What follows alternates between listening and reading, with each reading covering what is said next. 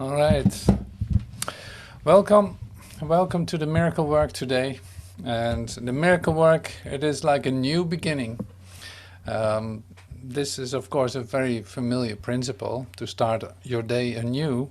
But today we also going to start going through the chapters. And it started with chapter 1. So we're doing an introduction to miracles.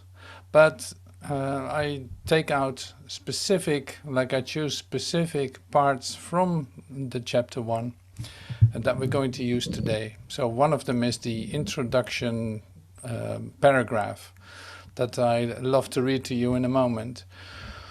So the start over is for me like a real pull to say go through the chapters, because each of the chapters have so much to offer, but so very specific too. So chapter 1 is a totally different character than chapter 2 or 3 or 4 or 10 or 31. So there are 31 chapters, and we'll see how that proceeds. But for today we start with chapter 1, with all the miracle principles that are in there, with all the introduction to, especially in the Urtext, the manuscripts, the introduction to how to look at miracles, how to look at revelation, how to look at the guidance that you're getting, but very much from the start. And that's a great thing always to take another look at, even though you might have read it before or studied it before or whatever. It really does not matter. So this is our little project, so to speak, that we're going through in the next couple of weeks, or I don't know how long, we'll see. But for today we start with chapter 1, and as an introduction to that, I would love to read the first words in the chapter.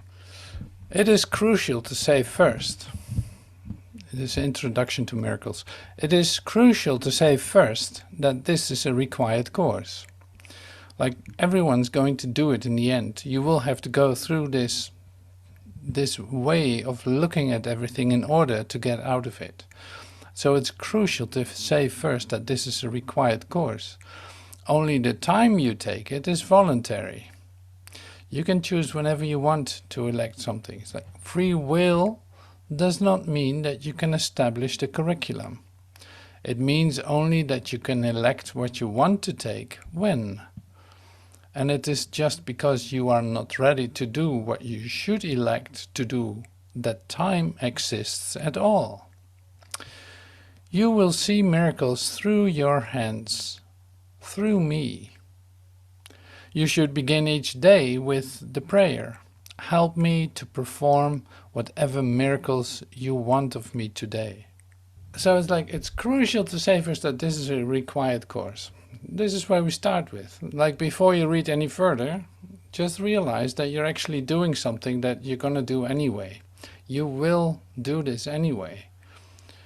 Only the time you take it is voluntary. You can choose how long you take, take part in every step. Free will does not mean that you can establish the curriculum. So that you have a free will to choose whenever you want to do what doesn't mean that you establish what you're going to do. You know, when you're going to do it, okay, that's what you choose, but you're not choosing what to do, because that's already in the curriculum of awakening, you could say. So it means only that you can elect what you want to take when. It is just because you're not ready to do what you should elect to do that time exists at all. Well, that's a very mystical expression. So it's like, the principle is this: since you're actually delaying what you should do by not doing it immediately as it is given, as it is given through spirit to you, it is for that reason that time exists. because you delay the things that you need to do. You say, I can do that tomorrow. I don't need to do that now. Or I'll wait another year before I do this. Or, like this, just as an example. You will see miracles through your hands, through me. You will see miracles through your hands, through me. So you will see miracles through your hands, through me. Like you're going to be assisted in expressing miracles, even though we don't know yet what a miracle is, because we just start this. This is already given. Like this is a joint venture. It is not something you do by yourself. No, it is happening through me, as Jesus says. So that's why you should begin every day with the prayer. Help me to perform whatever miracles you want of me today. Help me to perform whatever miracles you want of me today. So that's also very essential, because you're not determining when a miracle should be given or not. So it's like that, even that is given to you too. You don't have to decide for yourself. Is this situation a moment in which I'm offering a miracle? No, even that is taken care of. Okay, so here are some miracle principles, just to get the feel of the chapter. The first thing to remember about miracles is that there is no order of difficulty among them. There's no difficulty. Not one thing is harder or bigger than the other. No, they're all the same. Like all miracles are the same. So miracles, in the end, do not really matter. They're quite unimportant.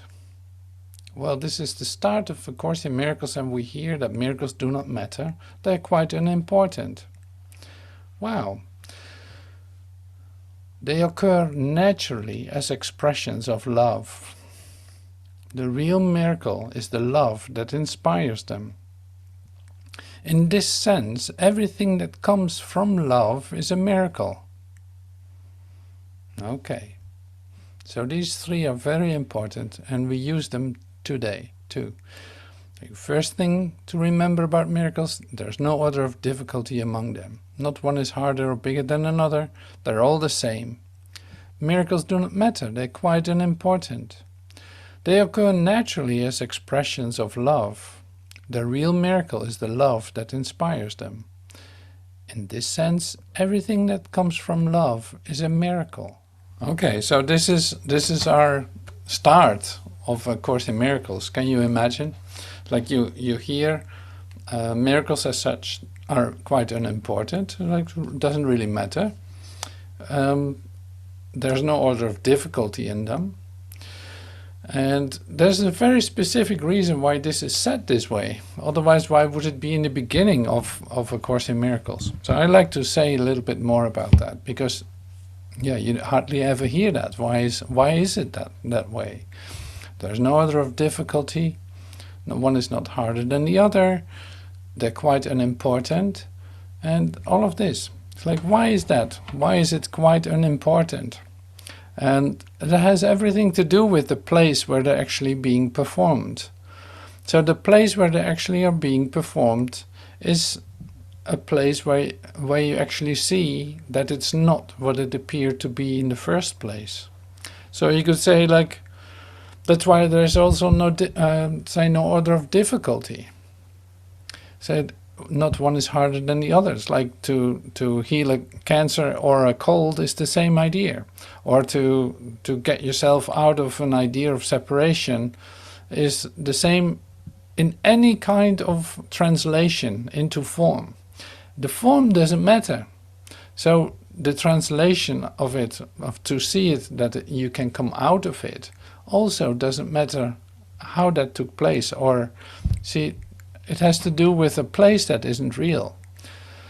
You're actually remembering there's no separation. So does it really matter? In the end, it doesn't really matter. For you, it's quite important. When you find yourself in a separated state, it is a lifesaver. You could say it's a lifesaver. because you're actually going to realize that there is no separation. Well, if that isn't a miracle, what is? But see, that only has an importance if you think you're separate.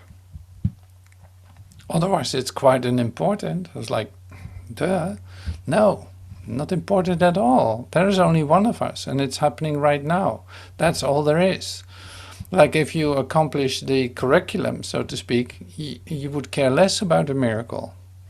So that's really interesting, isn't it? So it's set right from the start in the book that they're quite unimportant. And that is, in a certain sense, like surprising that it is in there. But just to right from the start already make you, whether that's conscious or not, aware, making you aware that this place isn't real. The place where you find yourself is not real. The situations that you get yourself into are, say, a fantasy, have no reality whatsoever. So if you want to wake up out of it, you cannot establish anything as real. So that's why this is mentioned this way. Pretty wild, isn't it? It's so great. I love it. I love it. So it's like there's no word in the Course in Miracles that is by accident in it. So that's so cool too. So now the next part, that's also the very first part, very first words of the introduction is like, your daily prayer should be, show me which miracles to perform today. It's like, that is also an instruction that is very helpful. Why is this important? Because otherwise you might be starting your new career here as a miracle worker in a place that isn't real, trying to offer everyone miracles all the time because you think that you're saving the world by doing so. And that's not necessary. That's an old, say, Christian idea, you could say, to save others. So there is the realization that if I accept this for myself, I'm extending it to everyone. And that's the only place where the miracle is appropriate in that sense. So that's why this is in there too. It's like, ask if the miracle needs to be performed. Because it's like your interpretation of what you see is still lacking vision. Like it is not vision. So in fact you're looking at a mesmeric state and you think you need to save it. So what do you do by saving it is in fact confirming its reality while it has no reality. So this is where you got yourself into by opening the book. That's quite something. Like, wow. I thought I started my career as a miracle worker. It's like saving everyone, but that isn't necessary either. It's like, that's not of my business anyway. It is not of my business. It's not for me. The only thing I have to realize is where I find myself, who I truly am, and that would be sufficient to let this place disappear, in fact. So what is there to save if something disappears when you're actually looking at it in the right way?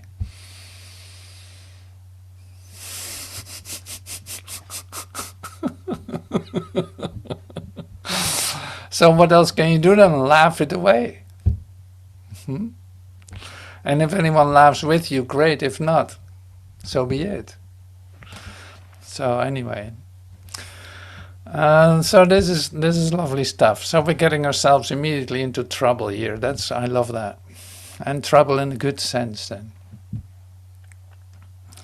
So the next part I like to we in fact make quite a step in this chapter, because the miracle principles, I put a lot of emphasis on it in other, say, meetings that we had.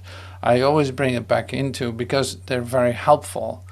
But now I'm actually taking it a little bit out of the context in the sense of emphasizing the unimportance of it because of the place where you find yourself. So don't think that you're doing something in that sense. Don't think yet that you're doing something. Sorry. Yeah. So we're taking quite a leap and jumping to the last part of the chapter. And the instructions there are very specific too, but it can be generalized, so to speak, to what we just read. And that's why I share it with you. So I made some visuals for it too. It seems to be like,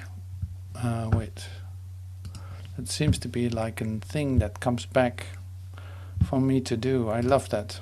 I love that. Every day it's totally exciting to come up with new inspiration that's literally given. So I love it. I love it. So I'll take out specific parts that are coming back to us all through the book. So that's why I use it. So all through the book. Child of God, you were created to create the good, the beautiful, and the holy. Child of God, you were created to create the good, the beautiful, and the holy. Why is that? Do not lose sight of it. But why is that? The good, the beautiful, and the holy. Why is that? Why was I created to create that? And that's interesting to look at. So the good, the beautiful, so there's beauty involved in it, holiness involved in it, and say it's well, it's good, it's great, it's wonderful, it's beautiful, it's holy. This is where you are chosen, so to speak, or you are created to do that, to create that. And what does that mean? It's like it does not mean what you think it means. So this is only taking place because of what you are. So you were created as the good, the beautiful, and the holy. You're created perfectly, so in the likeness of your Father. Child of God, like child of God. God is your source. Child of God. This is how you were created. You're a child of God. Good, beautiful, and holy. In a way that you cannot imagine. Literally, it's impossible to imagine because it is what you are. So you don't have to imagine it. You are that. You have to recognize it in yourself that you are that. And never forget it. It's being said too. Like, do not lose sight of this. This is, say, you were created this way, to create this way.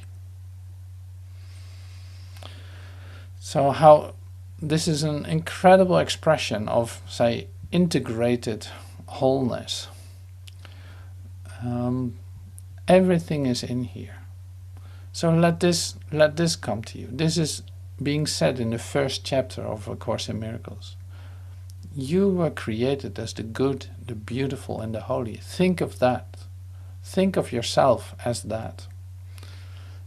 And recognize that that is you. The good, the beautiful, and the holy. The good, the beautiful, and the holy. So it's like, it's good to contemplate on that, to ask, like, so what does that mean? The good, the beautiful, and the holy. What is that? How am I supposed to look at that? What is that? It is good, you know, it's like it's complete, whole, and perfect. It is beautiful beyond words and thoughts. It is holy in the likeness of my Father. Like holy. It is whole. There's no separate part in it whatsoever. It has a beauty that cannot be described, like literally beyond words and thoughts. And it is good. Like, it is fulfilled, it's complete, it's not lacking anything, it's whole and perfect. Just as God created. You know, like in Genesis you see this too. God looked at his creations and saw it was good.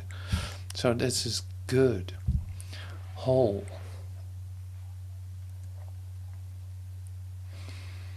So this is like a perfect say, ingredients for a contemplation. You can practice this. Like, what does it mean? Good. Show me what good is. Show me what beautiful is. Show me what holy is.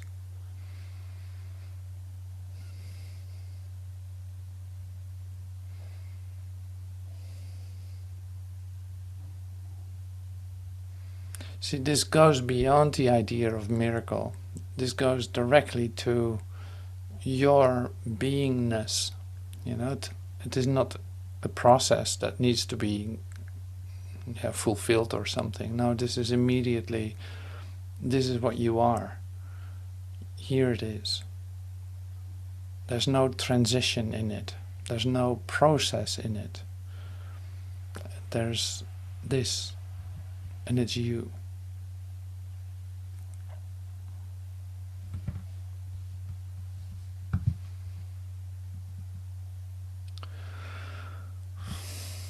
Okay, so here now we dive into the process.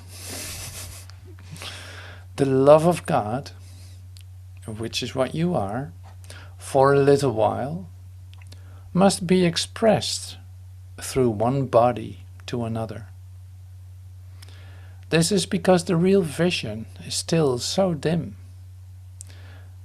Everyone can use his body best by enlarging man's perception so he can see the real vision.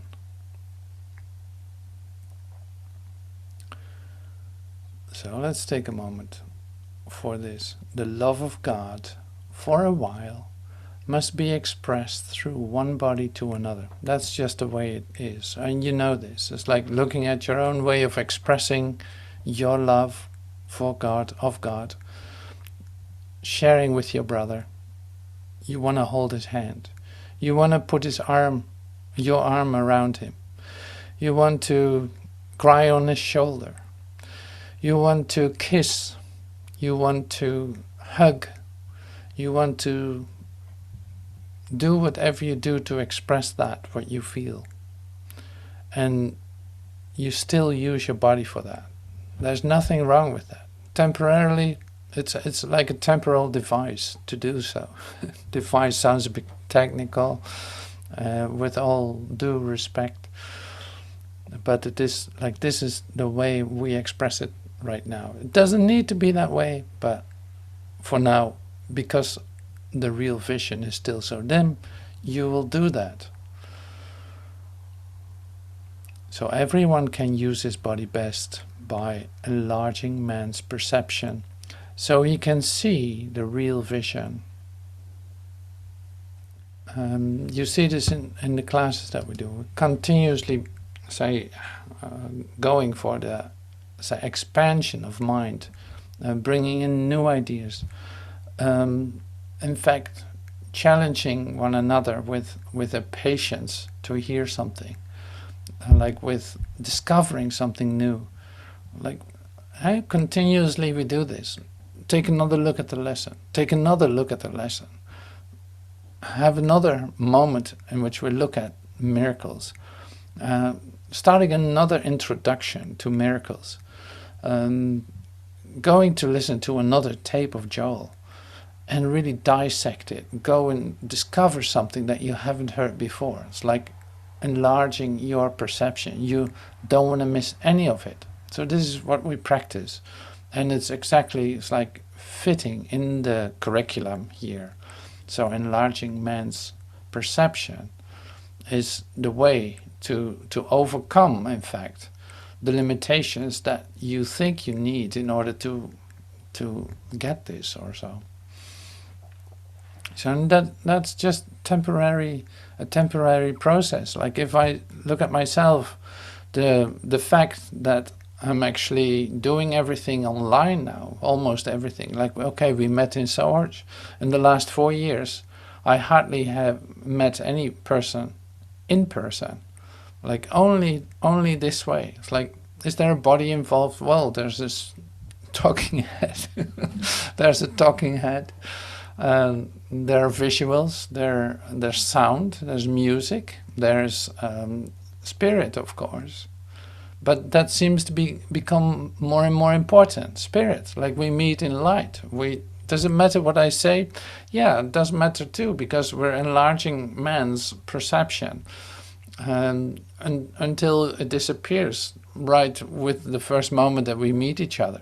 We disappear into light instead of trying to explain or trying to discover something new. You immediately go to your source and find the beauty, the good, and say the holy there. Staying in that, just residing there for a moment. And this is how we can meet. This happens more and more too.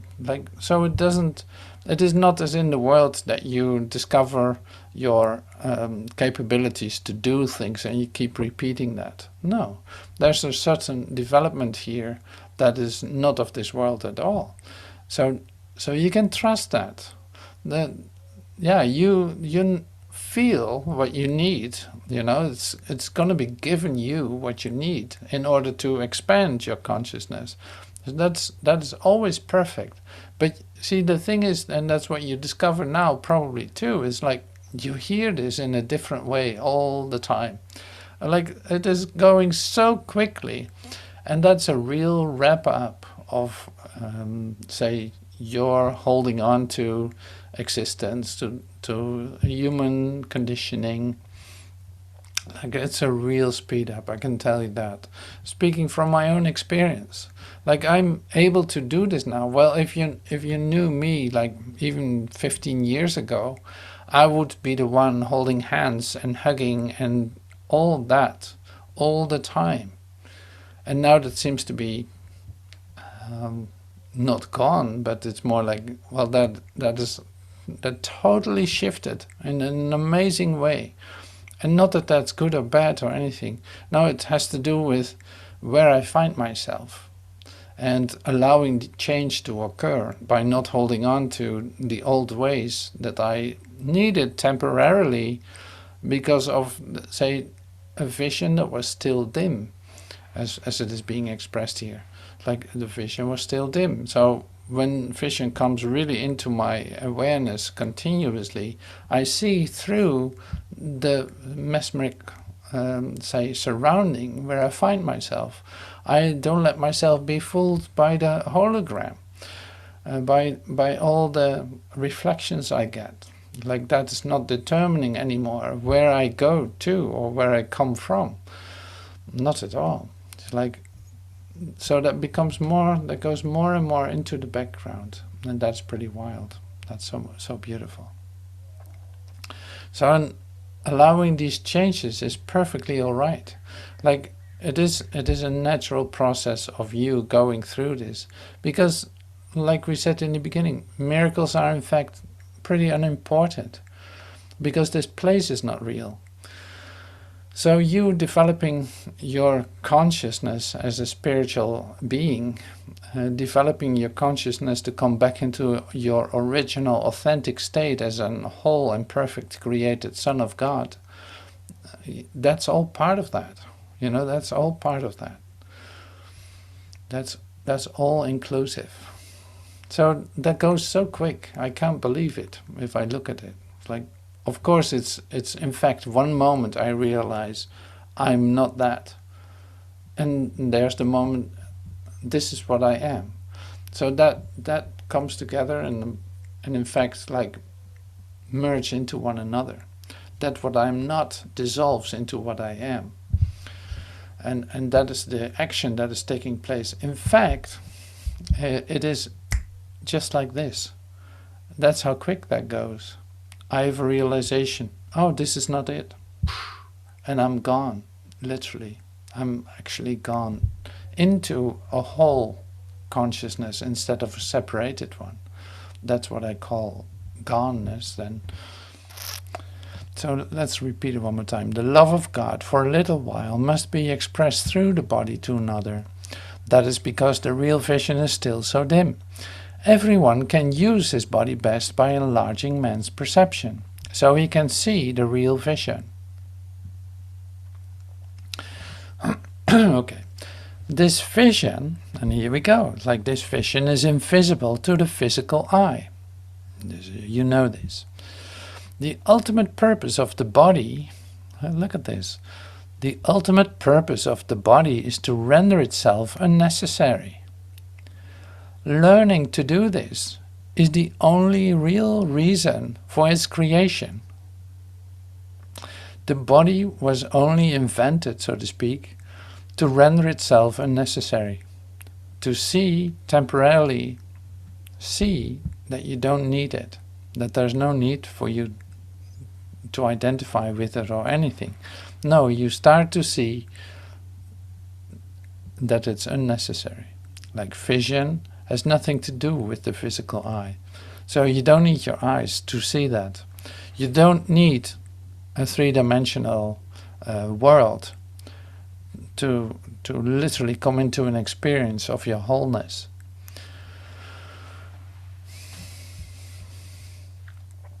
You could say, like, to discover your Christhood, you don't need your body for that. So recognizing, having no ideas, this is what it says in the Course too. It's like Jesus recognized, it's like he let go of every idea of the body, and literally the body dissolved, it disappeared. So am I losing something by doing that? Am I losing my three-dimensional world by doing that? Is there something lost by doing so? See, these are all questions that are, say, circling around in your mind and cause maybe fear, or maybe like a kind of a curiosity too at the same time. Like, I would love to see that, but I'm not sure if I want to lose this. So here's my progress. Am I proceeding? Am I making progress if I hold on to an idea that I'm losing something by actually allowing vision to come to me? These are really the obstacles, in fact, why we hobble over, where you see that the release of fear is being undone. You know, it's like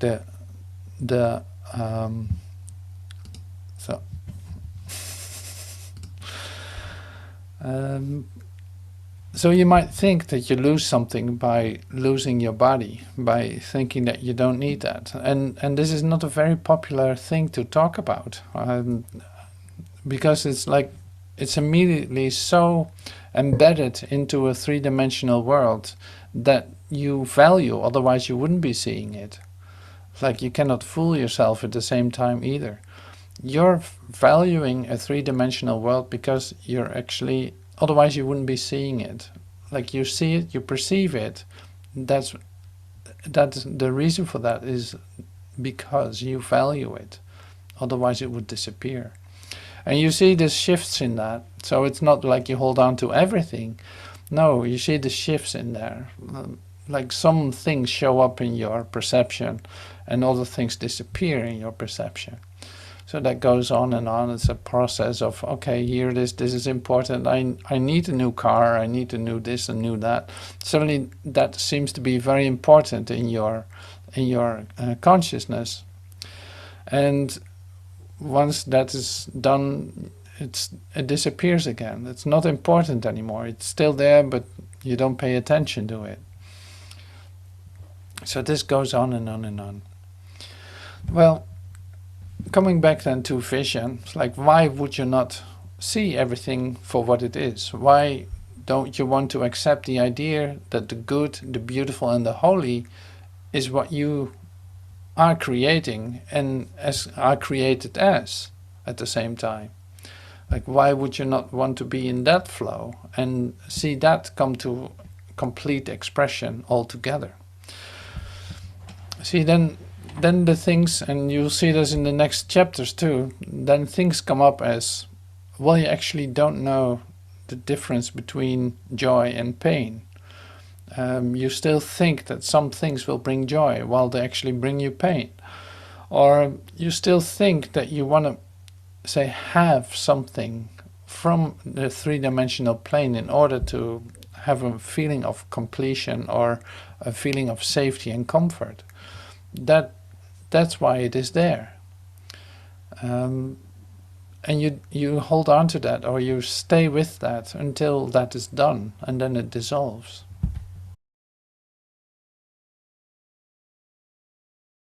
Now we go over to the latter part, say, of the chapter, which is miracles and revelations. So I don't know if you recognize the idea of revelation, but here it is. It's like the revelation is literally unspeakable, because it is an experience of unspeakable love. And this is so great. I'm so happy that it is, say, put in the Course in Miracles just like this. Like, if you have had an experience of revelation, you have experienced unspeakable love. Like, there's no way of expressing how that was, how that is.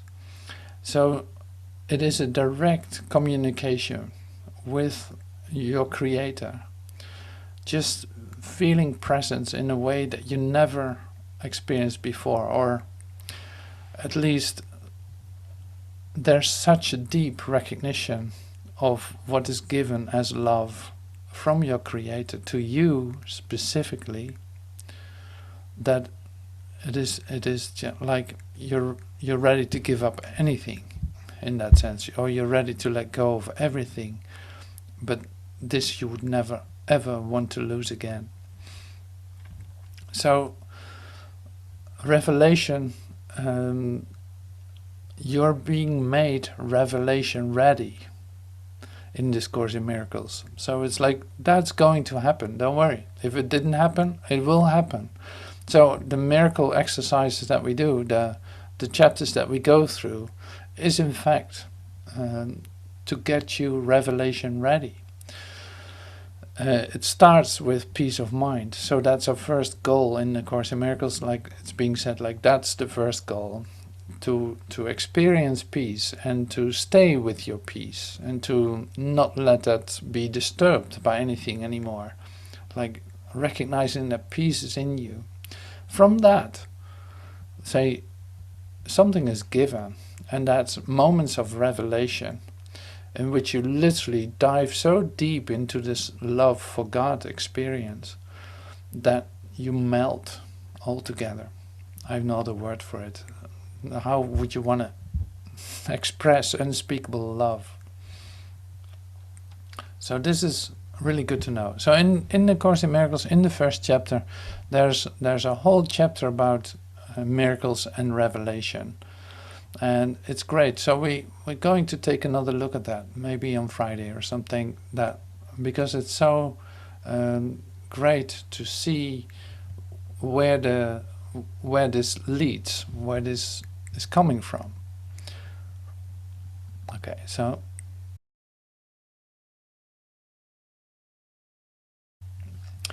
now in the relationship with each other, with Jesus, with God, we have to look at certain attitudes of yourself. Attitude in the sense of, how am I supposed to look at this? Like, how am I supposed to respond to this, or even see in the first place? So the word awe, to be in awe, should be reserved only for revelations to which it is perfectly and correctly applicable. Like if you experience the unspeakable love that we were just talking about, the word awe is appropriate. Like you feel awe. Like suddenly you feel your place, your rightful place in the universe. And also your place as a child of God. So awe is totally appropriate. It is not appropriate, so it's not appropriately applied to miracles, because a state of true awe is worshipful. It implies that one of a lesser order stands before the greater one. And this is only the case when a soul stands before his creator.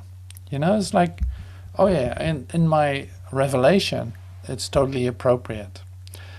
In, say, a relationship with my brother, or with Jesus, or with Joel, or with whoever, that you could see as a saint or a seer or a saint, it is not appropriate to be in awe of this one, because you're equal to it. Like, there's a difference between God and you, but there's no difference between your brother, however the form of the brother, however the holiness of the brother.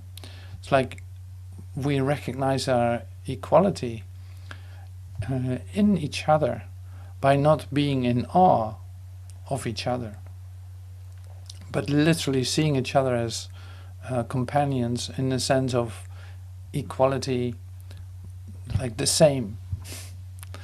So here's one more.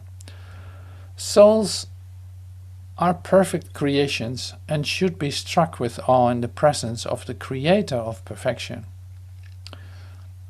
Right? Souls are perfect creations and should be struck with awe in the presence of the Creator of perfection. Obviously. The miracle, on the other hand, is a sign of love among equals. It's like you recognize together that you're a child of God. You recognize together in the love for each other. You recognize your equality with one another in relationship with your Creator, recognizing that you come from the same Creator. The miracle, on the other hand, is a sign of love among equals. Equals cannot be in awe of each other, because awe always implies inequality. So awe is not properly experienced, even to me. It's like, don't be in awe of Jesus. Don't be in awe of the Christ. No, if you do that, you place yourself, say, under the Christ, which is not a recognition of the Christ in you. So it's like you missed the whole deal, so to speak. You missed the whole, say, equality that is really there. So you will never be able to recognize yourself as the Christ if you are in awe of the Christ. So that's not necessary. It does not work that way. You cannot be in awe. And this is literally stressed here, to emphasized here. So it's real important to see it like this. So this is a beautiful expression. Souls are perfect creations and should be struck with awe in the presence of the Creator of perfection. Yeah. So the word awe should be reserved only for revelations. So we're talking about the unspeakable love that you experience in relationship with your Father. Then it's totally appropriate.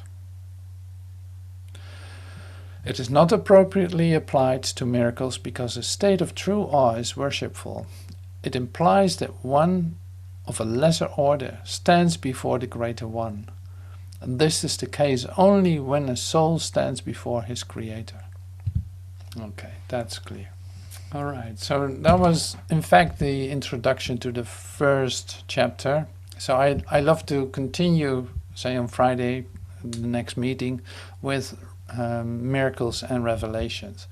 Because that's a real, say, deal in itself. You have to have a lot of clarity about that too, how that works. And so to practice this miracle, practice miracles, as we said in the beginning, it's like, show me which miracles to perform today, becomes part of your daily practice. It's like every day that becomes, say, appropriate to use, because there's not a day in which your giving of that is not is like absent or something. No, it's continually happening. And what I mean with that is this. It's like it puts you right in the right sphere, so to speak. You start to recognize where you actually abide.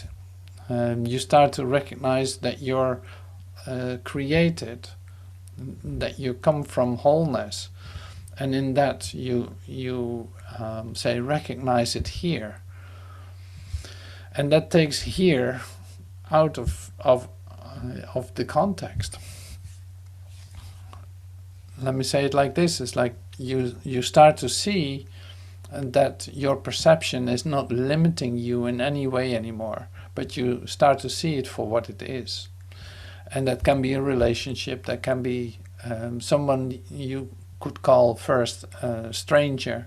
No, you start to see him in his right light, so to speak. You start to encounter everyone in the right way by realizing where you are and who you are.